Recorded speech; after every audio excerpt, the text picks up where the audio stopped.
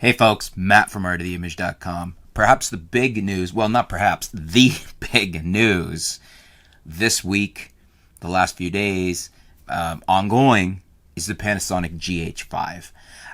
I knew about this. I'd had it in my hands back in, I guess it was early December. I had to sign an NDA down at Panasonic. They showed it to us. We got to play with it, and I was so excited. I came home bristling I was just bubbling over with how cool this thing was, and I wanted to tell you guys about it, and obviously I couldn't.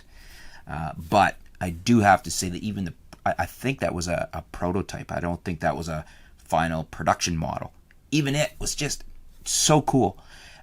There's so much new tech, so much awesomeness packed into this thing that everybody else better pull their pants up, because there's nothing else out there on the market today that is as awesome as this camera for photo and video. Actually, for video, it blows just about, well, anything else out of the water. Even it takes on cameras at 5 times its price with no problem.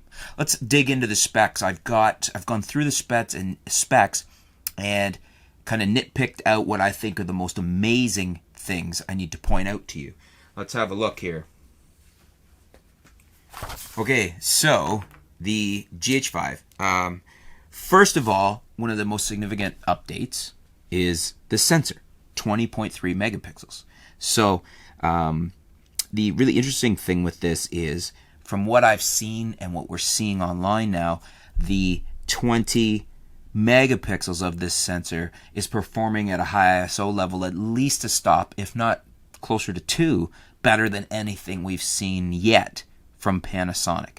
And I think that's largely because of the internals and the tweaking with that, the internals there. Like, Panasonic really ramped up the internal processors on this sucker. It can handle it, and that's why we're seeing such amazing performance out of a increased resolution sensor. We're getting 4 more megapixels over the GH4, but also better high ISO. Really amazing. Number 2, dual memory cards. Now this is, self-explanatory, but awesome. We've got dual memory cards now, dual SD memory cards on the GH5. So now you've got another pro feature on the GH5. We didn't have it on the GH4, but it's awesome. Very welcome addition. Thank you, Panasonic. Let's see, what did I have for number 3 here? There's so many, I was trying to distill it down to what I thought were the most important. I probably could have made this list 30.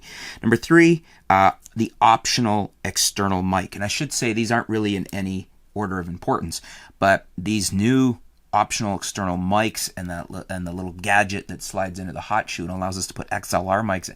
This thing is awesome. For those of us that shoot video, that alone is almost a reason to buy the GH5. Really cool. Another really cool feature. Number 4, focus control and just the new focus system altogether. The GH4 and J7, X8, G85, which I'm filming this with, all have amazing focus systems. Panasonic's depth, DFD, depth from defocus control system, amazing. Runs with the best DSLRs, but the refinements on the GH5 are mind-blowing. The fine-tunability of this autofocus system on this camera, and just the enhancements to the accuracy and speed, awesome. Again, just another amazing update with regards to the GH5. Viewfinder, I've got that down as number 5 here. Pixel count is, let me read this correctly here, 3.686, so 3,686,000. So probably the best EVF to date in any camera, period, is now the GH5s. So amazing EVF. We have, in my opinion, we have long passed to the point where an optical system, an optical viewfinder is of any advantage, especially in comparison to an EVF like this. In fact, the reverse is now true, and slowly people will come around to this. You still have people saying, oh, I want my optical viewfinder. Well, in the old days, people said that they still wanted to shoot film. And you know what? Most people would never go back to film. Digital's where it's at.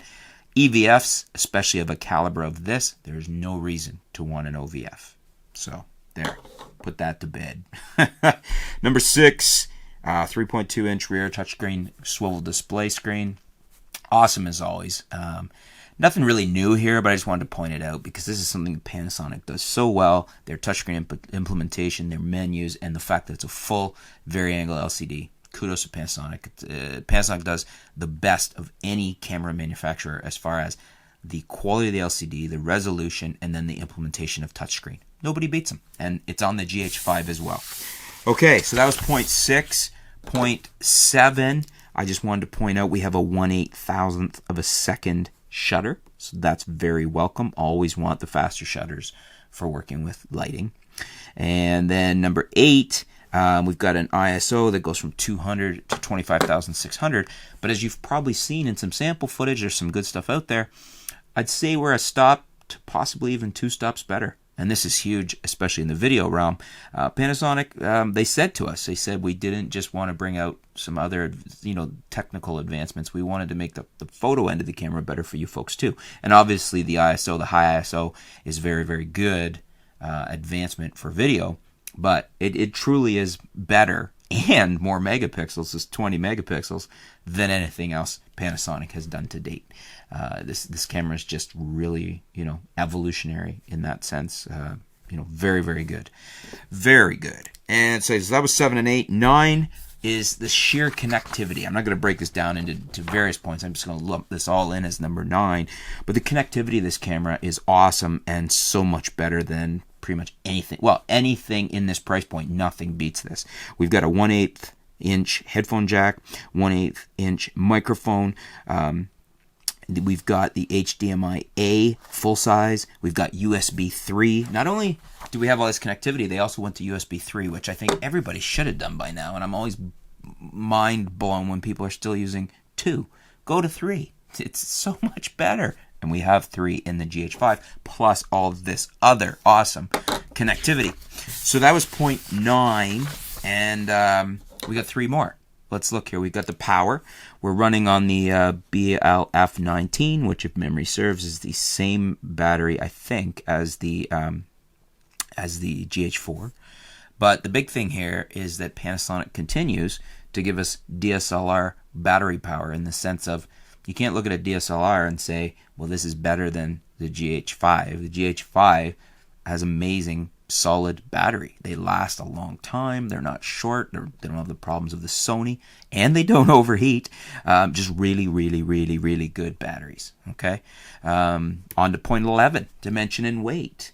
You get all of this goodness packed into, the dimensions are 5.5 by 3.9 by 3.4 inches. For those of you that prefer metric, that's 138.5 by 98.1 by 87.4.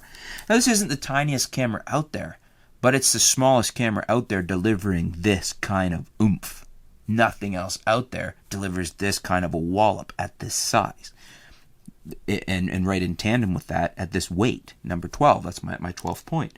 The weight is 1.6 pounds or 725 grams with a battery and memory card. For size and weight, again, nothing else out there comes close to this at this size and weight. Truly amazing camera. Okay, so those are my 12 key points that I wanted to focus on, that I think are the most significant improvements of a truly amazing camera. What do you guys think? Have I left something out in the 12 that you think I should have mentioned because it's a pivotal point? Or is there something in there you think wasn't worth mentioning? How do you feel about the GH5? Let me know in the comments. Love to hear your feedback. Is it everything you wanted? Is there an area it came up short? Have you already pre-ordered it? Let me know in the comments below. Let's discuss it.